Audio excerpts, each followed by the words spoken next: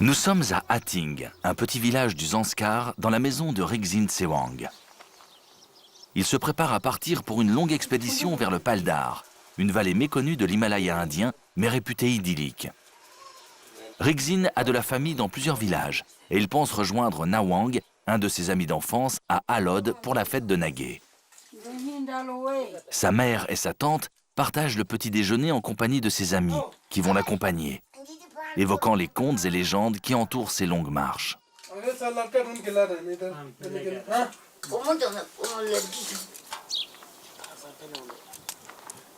Rigzin a fait le tour de ses voisins pour trouver des porteurs. Il s'agit d'abord de faire le point sur ce qu'il y aura à répartir.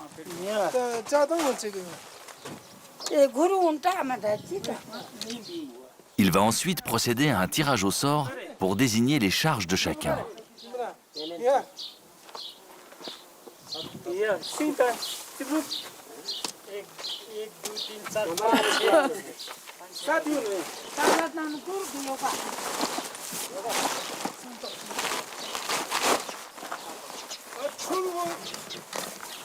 Les porteurs utilisent un kurshing, un sac à dos qui, bien que rudimentaire à base de bois et de sangle, permet de porter de très lourdes charges.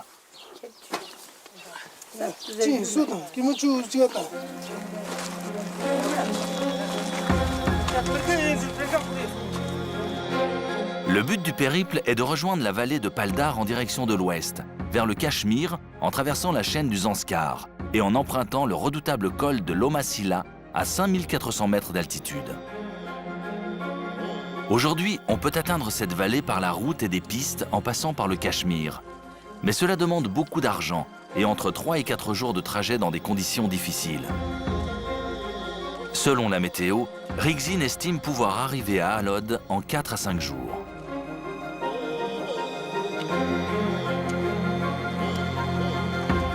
Hating se situe à 3500 mètres d'altitude. La première vallée est très minérale, comme une bonne partie de la région, qui reçoit très peu de précipitations pendant l'été.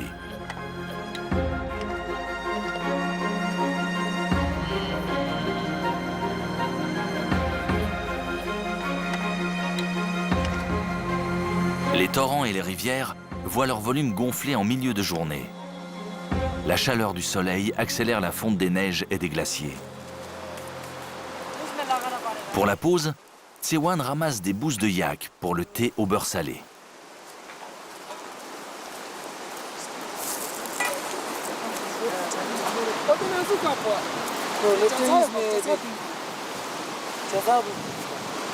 Quant à Tenlis, il n'oublie jamais d'invoquer les dieux en attachant un petit morceau de katak.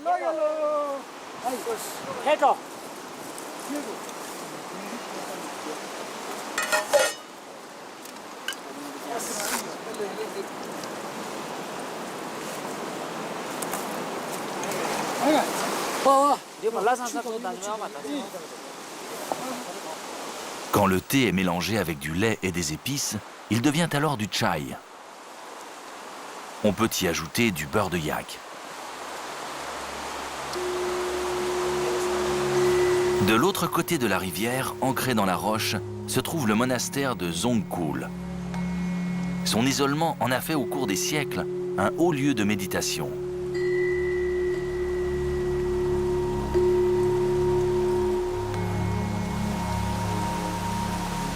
La solidarité et l'entraide sont permanents, surtout lorsqu'il s'agit de franchir des torrents puissants quand l'eau ne dépasse pas les 4 ou 5 degrés. Agriculteurs pour la plupart, ils sont tous dotés de petits gabarits, mais d'une résistance et d'une puissance physique hors du commun.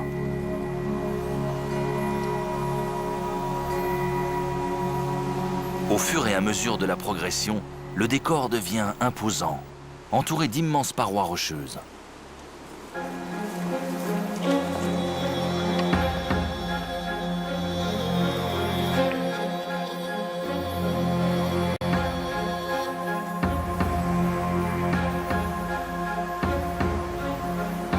Pour la nuit, Tsering, qui connaît parfaitement l'itinéraire, s'est arrêté au pied d'un bloc de rocher où ils pourront se protéger en cas de pluie.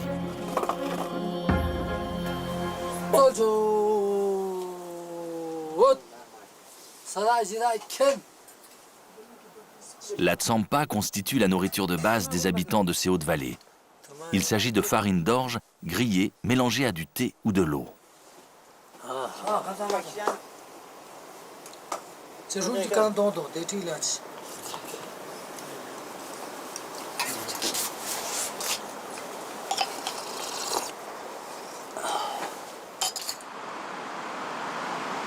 Au lever du soleil, malgré les 3800 mètres d'altitude, l'air est doux, réchauffé par un soleil optimiste. Mais ici, rien n'est jamais acquis pour la journée. Le temps change très vite.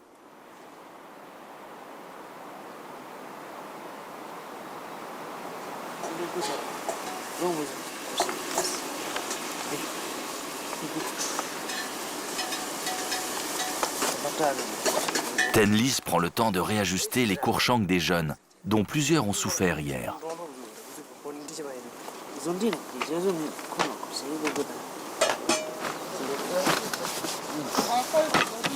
Teshi est l'aîné du groupe. Il a 48 ans et a près de 30 traversées à son actif. Il sait qu'un parfait équilibre de courching sera la clé de son confort et de sa progression durant la journée.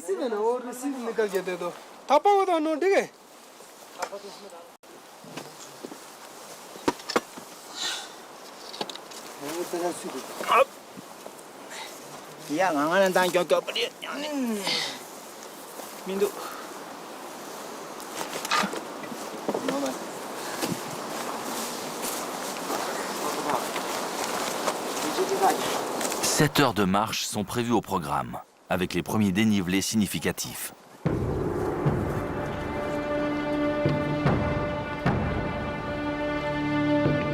Richen, le jeune lama, malgré ses 17 ans, fait preuve d'une condition physique exceptionnelle.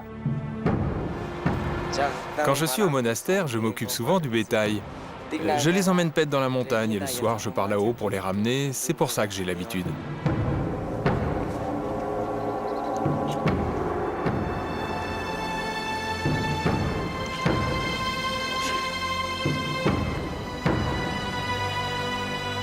Pendant l'été, les fermiers des derniers villages du Zanskar laissent leurs troupeaux de yaks partir assez haut dans la montagne pour brouter de l'herbe fraîche. L'animal est non seulement robuste, mais c'est sans aucun doute un grimpeur hors pair. Au loin se profilent les premières langues glaciaires de Loma Sila, bouchées par le mauvais temps.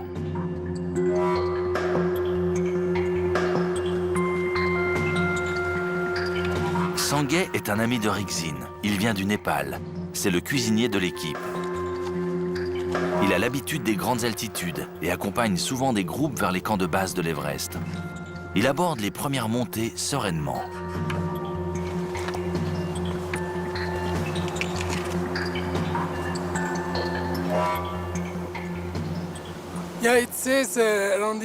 Tout autour de ces montagnes, ici, c'est connu. C'est plein de pierres précieuses. Et la plus chère et la plus recherchée, c'est le saphir du Cachemire.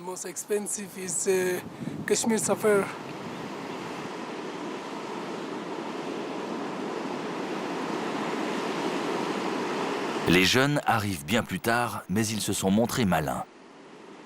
Lobsang et Stanzin ont emprunté un yak et lui ont transféré leur chargement. C'est donc avec le sourire qu'ils rejoignent leurs amis.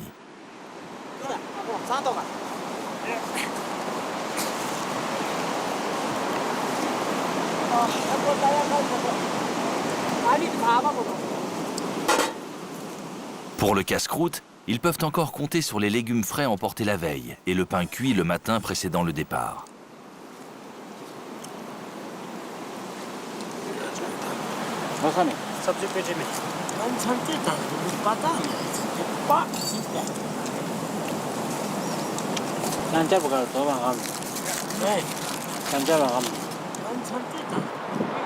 Au fond, Loma Sila est toujours sous le mauvais temps. Le parcours devient plus heurté, avec parfois de longues étendues de blocs de rochers à franchir.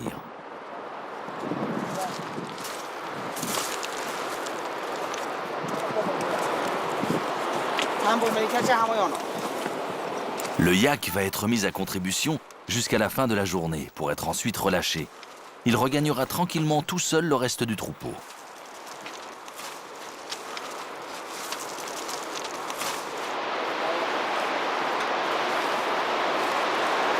À plus de 4500 mètres d'altitude, la nuit s'annonce fraîche. Et Tsering compte sur cet abri en pierre pour se protéger de la pluie qui risque de tomber en fin de journée.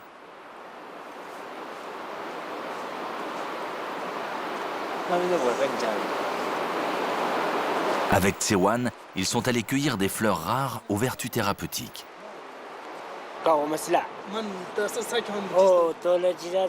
Ce sont des piankoulou. Ce sont des plantes médicinales. Elles permettent de purifier le sang, tout en donnant un goût intéressant aux aliments.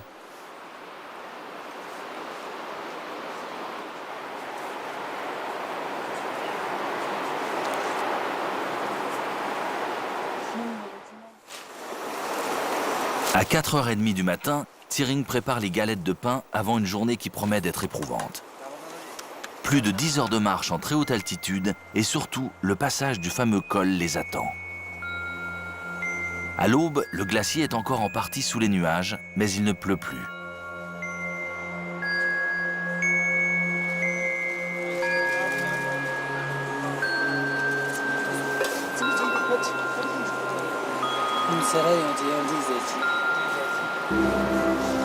Les premiers rayons de soleil sont plutôt rassurants.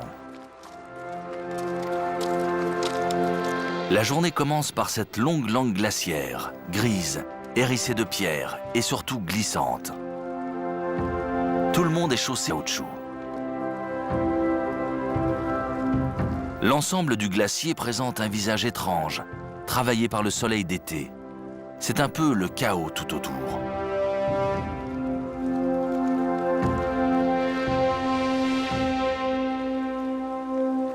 En approchant des 5000 mètres, il faut multiplier les pauses. C'est dur, mais personne ne se plaint ou ne montre un quelconque signe de lassitude. La bonne nouvelle, c'est la présence du soleil qui va ainsi accompagner la dernière partie de la montée. Un dénivelé important attend tout le groupe avec des rochers et de la neige. Tsering a ralenti le pas. C'est raide. Et à plus de 5000 mètres, le poids des charges se fait lourdement sentir.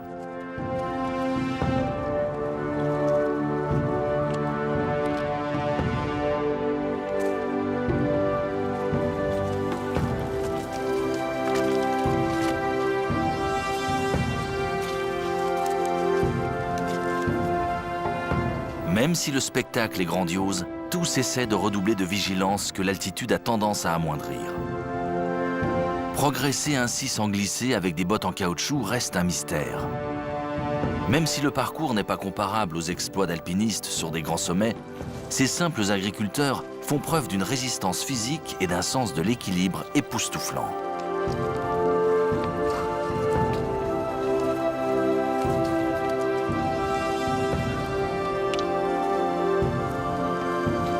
La dernière centaine de mètres pour atteindre les 5400 mètres d'altitude du col va se faire au ralenti.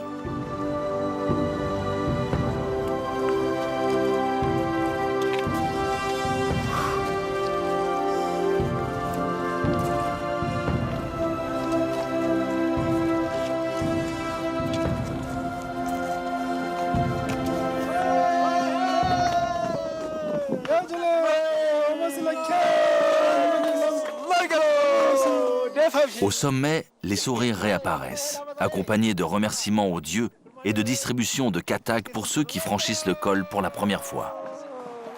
Vous savez, je considère qu'à Lomasila, il y a un dieu qui s'occupe du lieu ici. Et chaque fois que je franchis le col, dès le début de la matinée, je pense à lui et lui demande sa bienveillance. Lorsque nous arrivons au sommet, nous faisons des prières et nous offrons des katak pour le remercier d'avoir eu du soleil et de ne pas avoir eu ni pluie ni neige.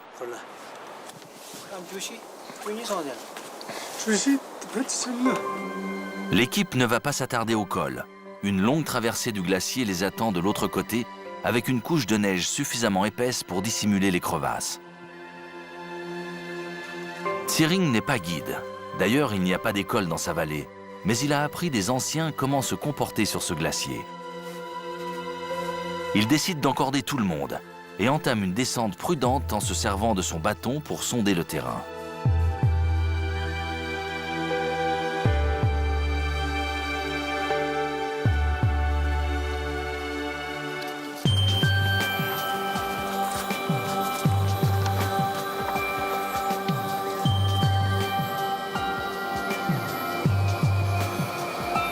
Il reste encore une pente vertigineuse à franchir pour atteindre la base du glacier.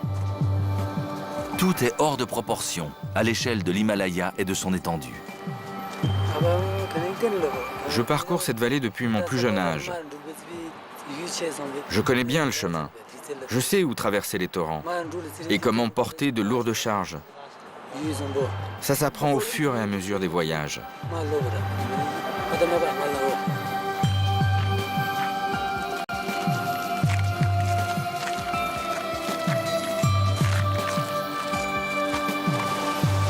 La simple descente de cette langue glaciaire va demander plus de 2 heures.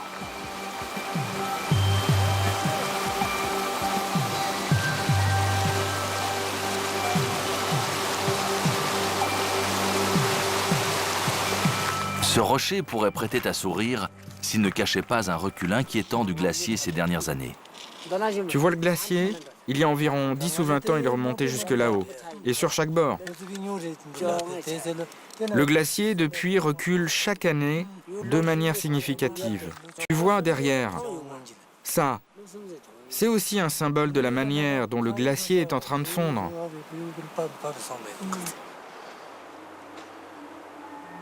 Après plus de 10 heures de marche, le spectacle reste intense malgré les nuages qui s'accumulent. Tous se disent qu'ils ont eu de la chance de passer le col dans d'aussi bonnes conditions. La pluie s'est invitée sur la descente vers le Pal d'Ar. Le dénivelé est important entre les rochers et les premières traces de verdure apparaissent déjà.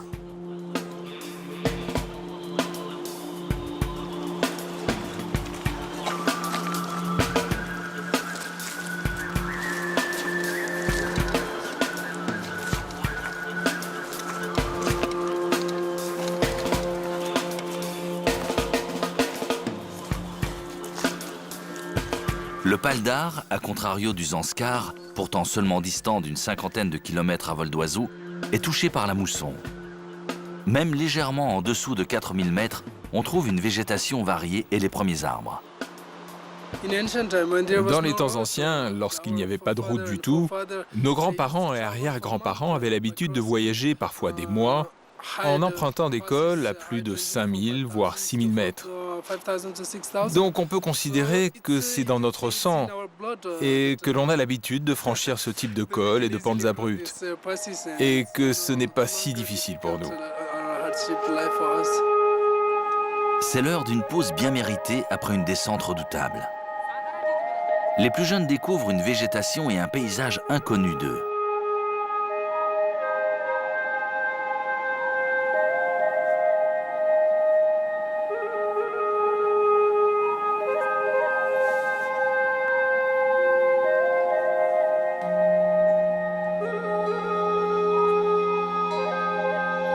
En progressant dans la vallée, Rigzin et ses amis vont croiser les premiers troupeaux des nomades venus du Pendjab ou de l'Himachal Pradesh. Ils passent l'été en haute altitude et profitent de la nature généreuse du Pal d'Ar.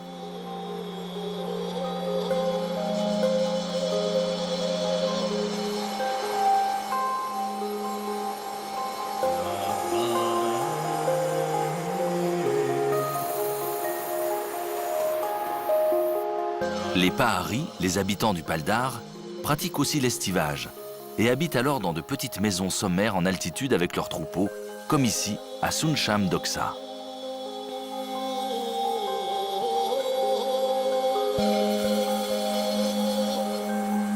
Les propriétaires bouddhistes font travailler des saisonniers hindous venus des plaines, une cohabitation originale qui n'existe nulle part ailleurs. Ils fument leur tabac dans un top.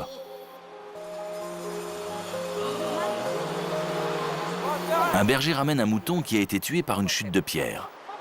Tsewan, qui discute avec lui, a même droit à quelques notes de flûte qu'il joue lorsqu'il est avec ses bêtes.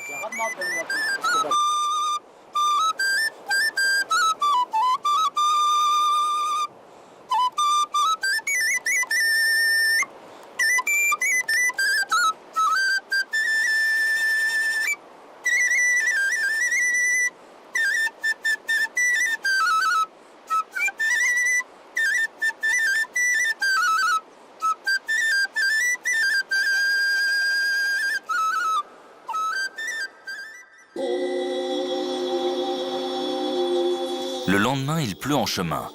Rigzin croise des femmes qui ont quitté l'estivage pour aller au village de Sunshan plus bas. Malgré leur dialecte différent du Zanskari, ils se comprennent aisément. Elles sont du village de Suncham.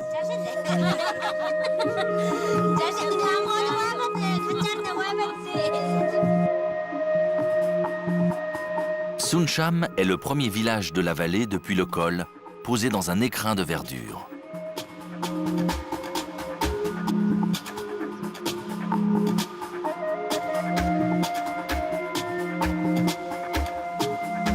Le bois est omniprésent dans la construction des maisons, ce qui n'est pas le cas aux Zanskar.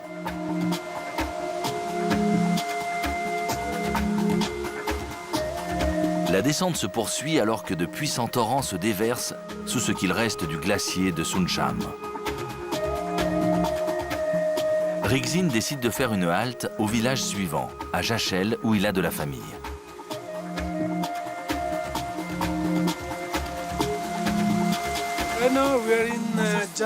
Nous sommes à Jachel. C'est le deuxième village que l'on rencontre lorsque l'on arrive du Zanskar. Ici, c'est la maison de quelqu'un de ma famille.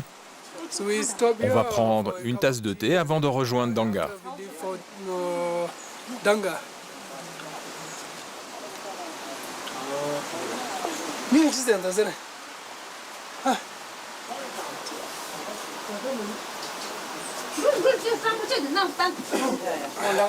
Dorma est une belle-sœur de Rigzin. Son mari est un Hamshi, un médecin traditionnel en tournée actuellement plus bas dans la vallée. Dorma confie à Teshin le soin de préparer un hachar avec des épices, des piments et du talcour, une plante endémique des environs.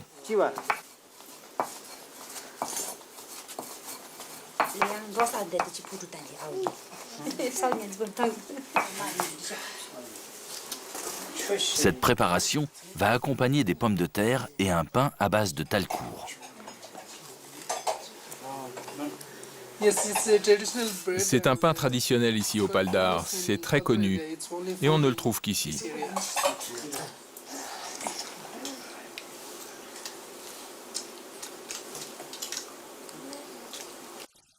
Ma sert aussi un lassi, un lait fermenté.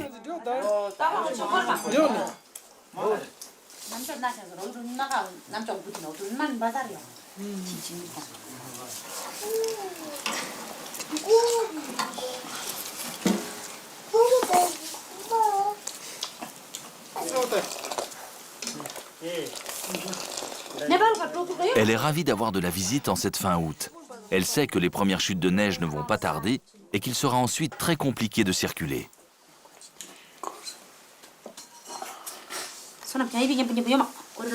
Pour toute l'équipe, cette halte est la bienvenue. Les journées sont longues, surtout sous la pluie.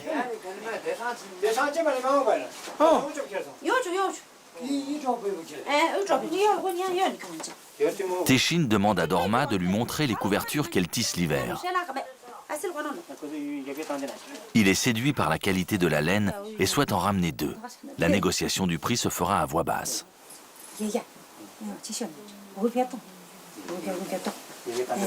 Teshin les prendra à son retour.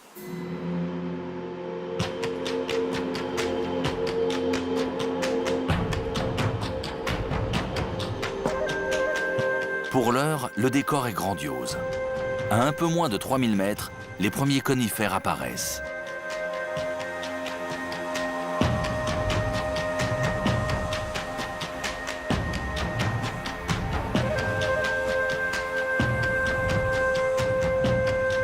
Sur le chemin, des bergers descendent eux aussi.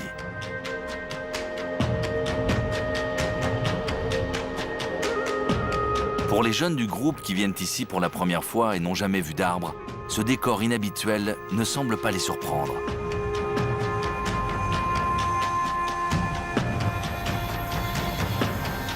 La fatigue commence à se faire sentir. Mais le prochain village, Gorna, est désormais tout proche.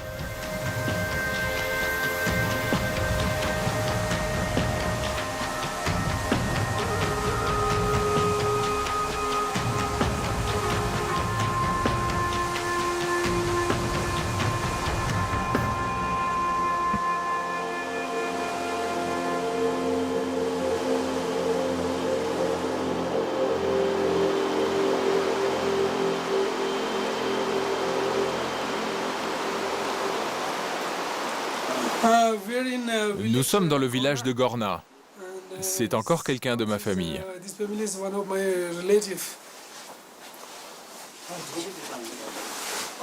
Pedma est une cousine de Rigzin. Elle va préparer pour l'occasion du chang. Elle a fait fermenter au préalable de l'orge pendant plusieurs semaines, qu'elle va maintenant presser, une sorte de bière très prisée dans ces vallées.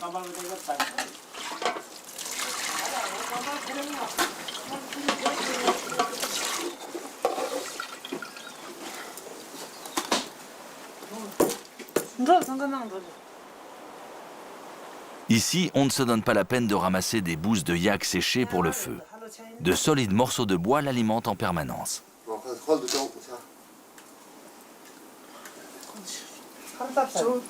Leur fille vient d'avoir un bébé. Son mari est déjà reparti en altitude avec un troupeau de moutons et des chèvres.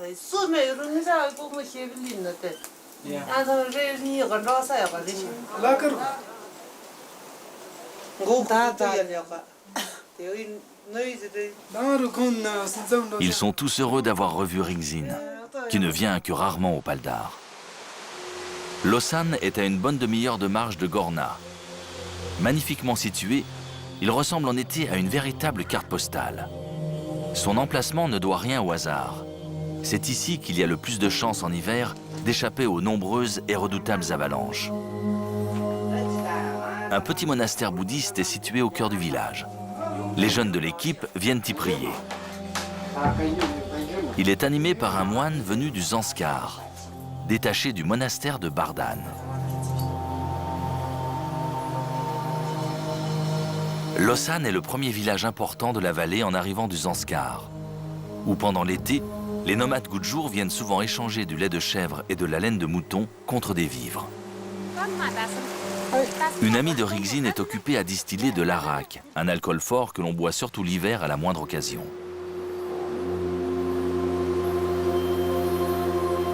À une petite heure de marche de là, Rigzin atteint le but de son périple. Le village d'Alod, à près de 3000 mètres d'altitude, au pied d'une montagne sans nom mais superbe. C'est ici qu'il va retrouver Nawang, son ami qui vit une grande partie de l'année à Jammu, plus au sud. Il montre à Rigzin que les ruches se trouvent au rez-de-chaussée des maisons. Les abeilles y pénètrent par de petits orifices. Ainsi protégées, les ruches se développent et produisent un miel très recherché.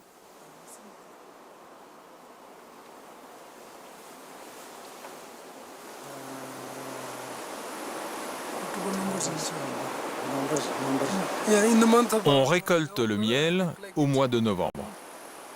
C'est-à-dire juste avant les premières chutes de neige. Les maisons disposent toutes d'une terrasse face au sud, qui offre, été comme hiver, un espace dégagé pour y effectuer différents travaux.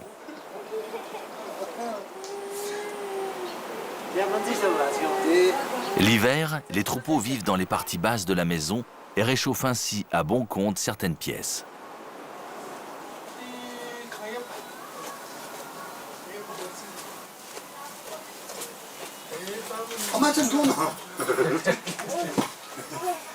Chez Nawang, des nomades sont venus apporter du lait de chèvre. Ce sont des Gudjur qui participent volontiers à différentes besognes.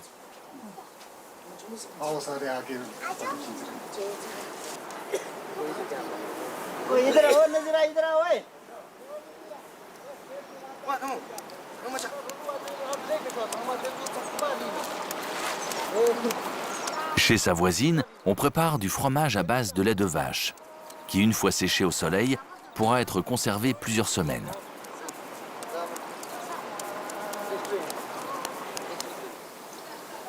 Les étables en cette saison regorgent d'herbes, de champignons et de plantes qui, une fois préparées, se conserveront tout l'hiver. Chez Tsewang Grande Chêne, on conserve bien plus que des plantes. L'amchi du village, le médecin traditionnel, dévoile ses remèdes séculaires. Potions mystérieuses, racines étranges. À 87 ans, c'est une encyclopédie unique de tout ce que la vallée compte comme plantes.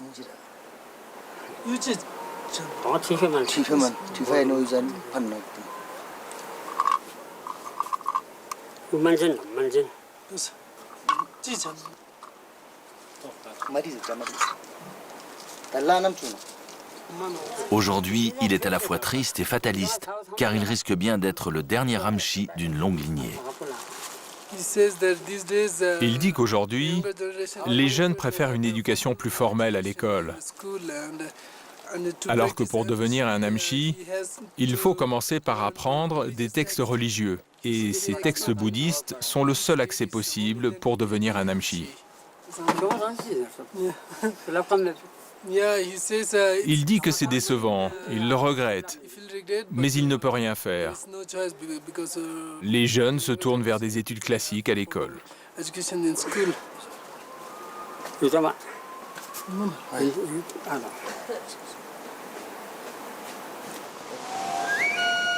Le Paldar possède de nombreux atouts par rapport aux Zanskars. Et l'on pourrait s'étonner que des gens comme Rigzin n'aient pas envie de venir s'installer ici. Le climat et la qualité de la terre, comparés au Ladakh et au Zanskar, sont bien meilleurs. La terre est beaucoup plus fertile, le climat est plus agréable, ils ont plus de pluie, moins de neige, ils peuvent faire pousser beaucoup de choses ici. Oui, la vie est meilleure ici. Et oui, j'aimerais bien venir m'installer ici. Mais son attachement à sa vallée et à sa famille seront, quoi qu'il arrive, toujours plus forts. Ici, la terre n'a jamais reçu d'engrais ni de pesticides. C'est trop cher et de toute façon, tout pousse à profusion. La qualité de l'écosystème est telle que plusieurs sociétés de Delhi viennent s'approvisionner ici en champignons ou en plantes rares. Dans le jardin de Nawang, les pommes de terre ne demandent pas mieux que de proliférer, un légume qui est parfois un luxe aux Zanskars. De nombreuses racines intéressent aussi les spécialistes.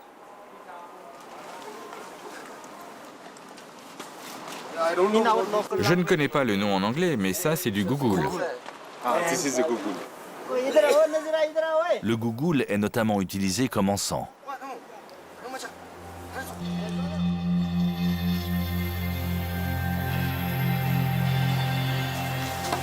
Aujourd'hui, à Alod, on célèbre Nagwe, une fête qui marque le début des récoltes. L'oracle, après avoir prié une partie de la matinée, est prêt à arpenter le village pour donner sa bénédiction. Mais avant, il va se recueillir dans la maison la plus ancienne du village.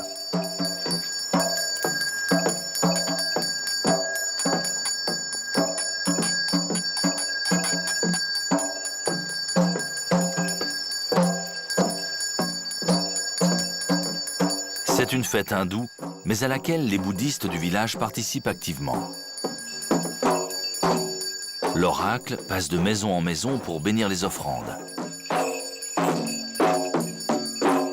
Tous vont ensuite se diriger vers le petit temple situé en haut du village.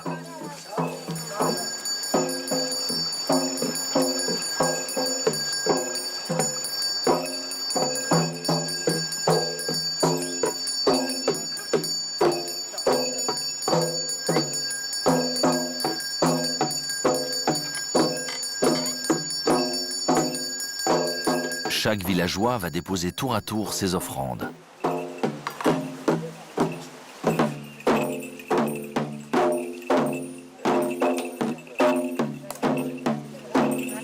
L'encens à base de gougoul se consume aux quatre coins du temple.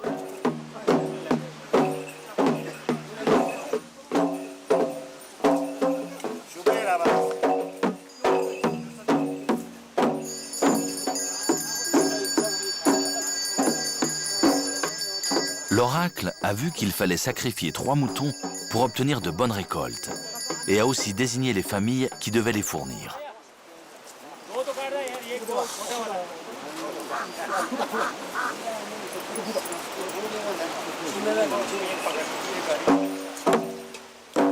La famille de Nawang a dû apporter un mouton.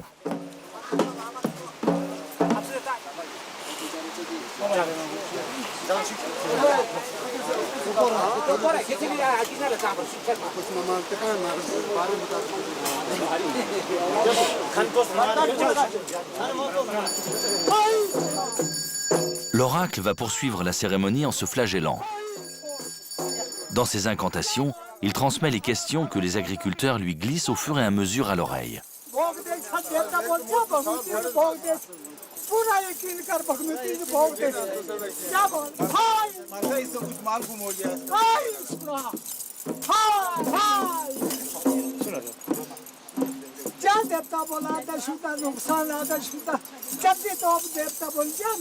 Puis il leur transmet les réponses de ce qu'il voit.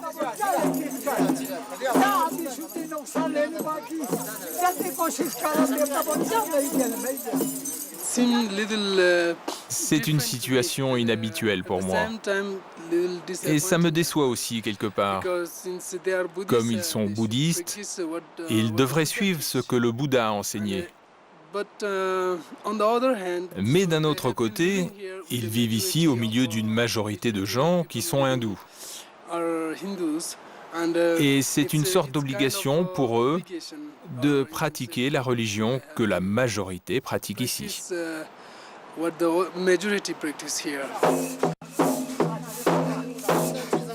C'est maintenant au tour d'un médium de s'avancer. Il est déjà en transe.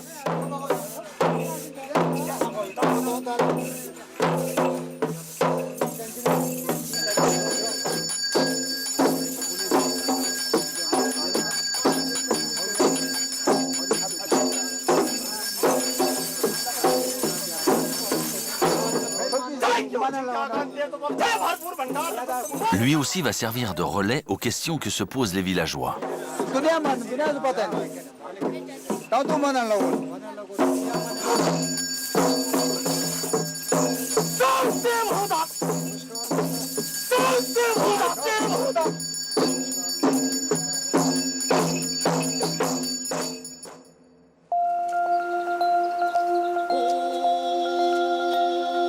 Le lendemain, le village a retrouvé son calme et l'oracle s'affaire à la fabrication d'une couverture.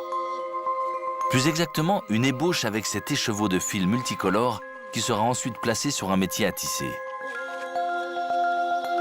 Une activité que l'on réserve en général aux longues journées d'hiver.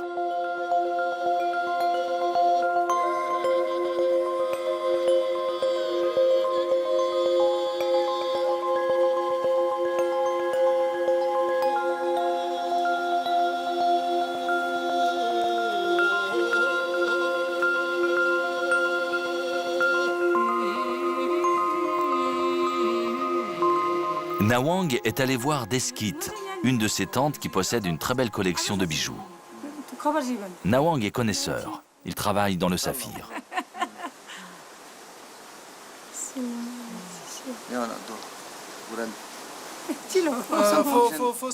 Elle ne porte ses bijoux que pour des occasions spéciales, mais pas dans la vie quotidienne lorsqu'elle travaille dans les champs.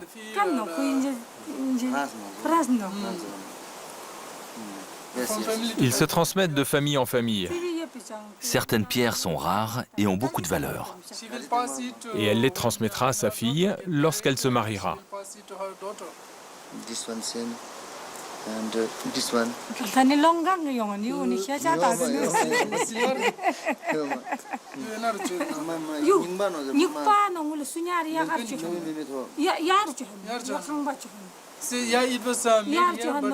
L'or et l'argent proviennent de Delhi ou de Jammu, mais toutes les pierres ont été trouvées et travaillées dans la vallée.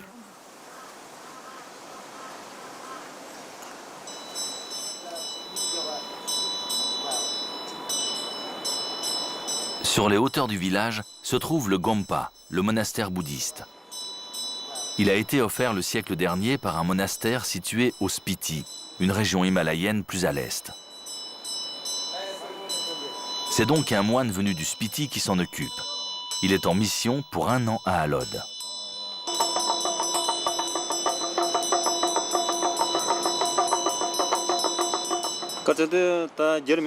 La majorité de la population dans cette vallée est hindoue. Et donc, il y a une influence de la culture hindoue sur le bouddhisme. Pour les bouddhistes, ce n'est pas très agréable d'avoir à pratiquer les rites des Pahari d'ici.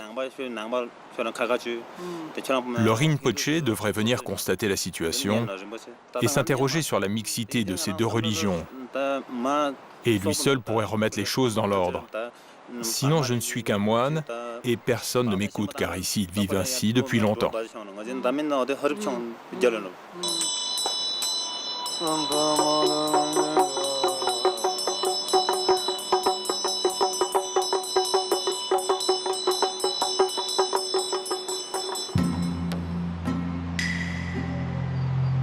Rigzin et Nawang se sont rendus au village de Danga, niché dans la forêt au pied d'une montagne où des mines de saphir sont étroitement surveillées par l'armée.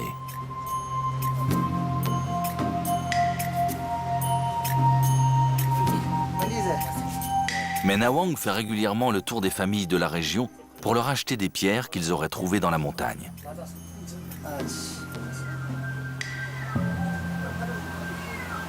Tout ce qui touche au saphir est toujours entouré de mystère et de prudence. L'ami de Nawang ne va bien sûr pas sortir de grosses pierres devant la caméra, mais de petites unités qui donneront un beau rendu après polissage.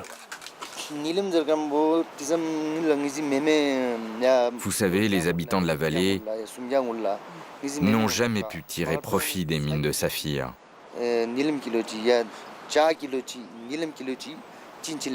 Durant la colonisation britannique, qui avait créé ces mines, toutes les pierres étaient envoyées en Angleterre.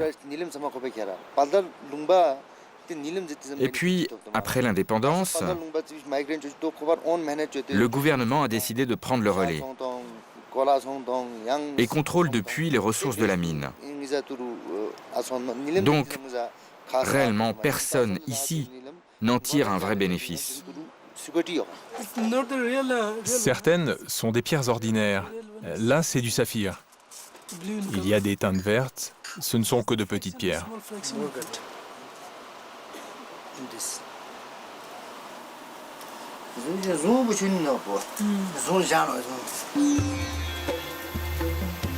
À l'arrière du village, un marchand venu du Pendjab achète de la laine de mouton aux nomades.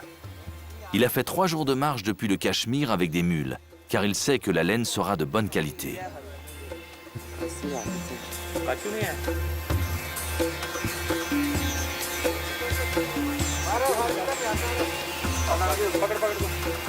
Après avoir contrôlé et pesé les sacs, il va payer la laine 32 roupies le kilo, soit un prix dérisoire de 50 centimes d'euros.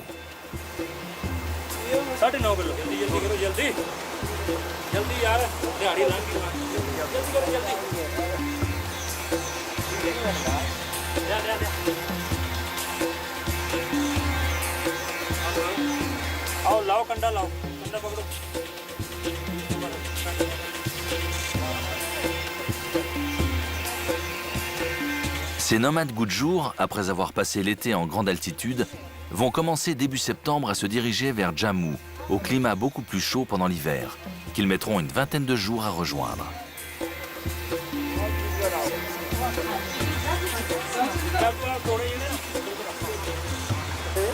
Pendant ce temps, Rigzin salue sa tante qui possède cette maison. Elle offre de l'arak à Nawang en guise de bienvenue.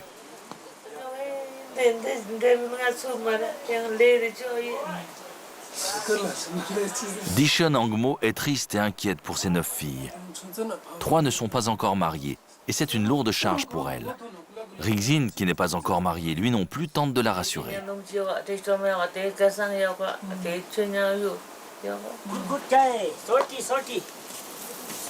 Rigzin retrouve toute son équipe de porteurs qui s'apprête à repartir vers le Zanskar.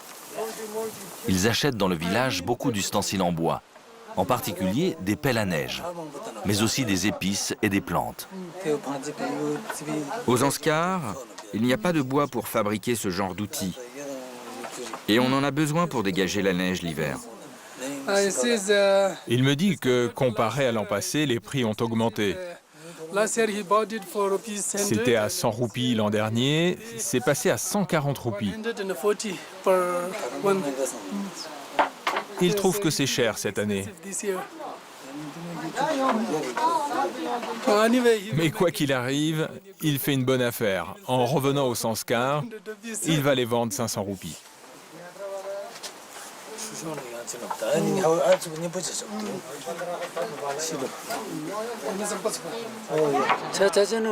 Malgré l'arrivée d'Internet, du téléphone portable et la création des routes, ça ne va pas trop changer la situation. Les jeunes vont continuer à venir au Paldar à pied. Depuis les temps anciens, nos 2 vallées entretiennent de très bonnes relations.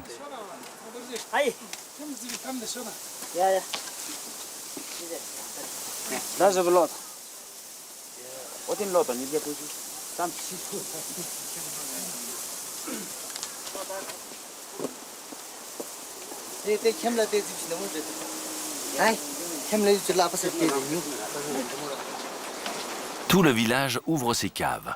C'est le jour des bonnes affaires. Tsering va aussi ramener une petite poutre qu'il découpe.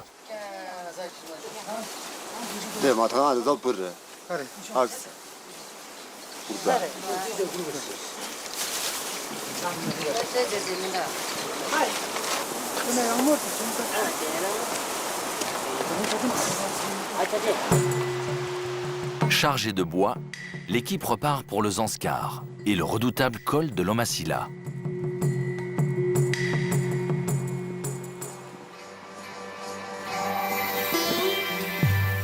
De son côté, Rexin a décidé de rentrer par le Cachemire. Il descend donc dans la vallée du Paldar et s'arrête à Machel où un spectacle inattendu le surprend. Des milliers de pèlerins hindous affluent pour fêter la Chandimata. Ils ont souvent marché 3 jours depuis Gulakbar. Les chemins en arrivent à être saturés.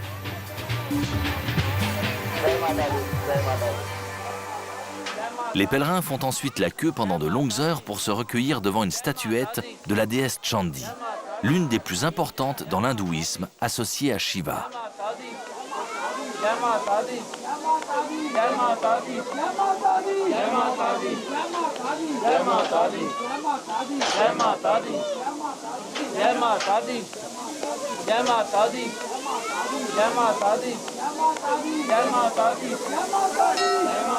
Dans ces pèlerinages, toutes les strates de la population se mélangent sans distinction d'origine sociale.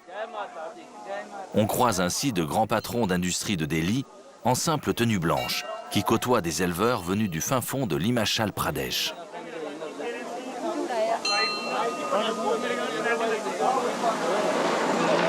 Mais Rexin n'est pas au bout de ses surprises.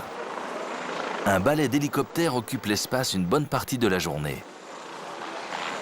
Réservé à une élite qui a les moyens de se payer le voyage du bas de la vallée, il transforme 3 jours de marche en 5 minutes de vol.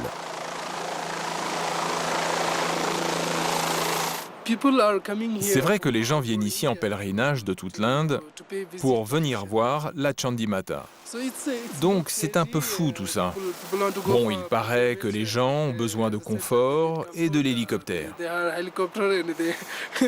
Mais sinon, il y a une majorité de personnes qui sont de vrais pèlerins, qui marchent pendant 2 ou 3 jours pieds nus, ils se recueillent et repartent pieds nus.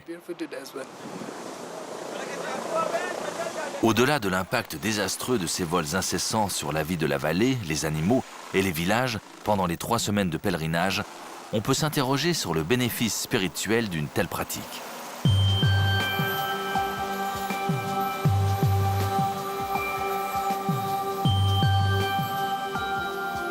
Pour Rexin, c'est maintenant l'heure de redescendre vers le Cachemire à travers une vallée superbe, mais délaissée par le gouvernement régional. Si de belles routes sillonnent le Cachemire, ici, enfants et parents mettent 2 à 3 jours, hiver comme été, pour rejoindre le premier collège. Et c'est peut-être ce pèlerinage qui, mieux encadré, permettra d'accélérer un désenclavement et éviter ainsi une mort lente à ces villages magnifiques situés plus haut.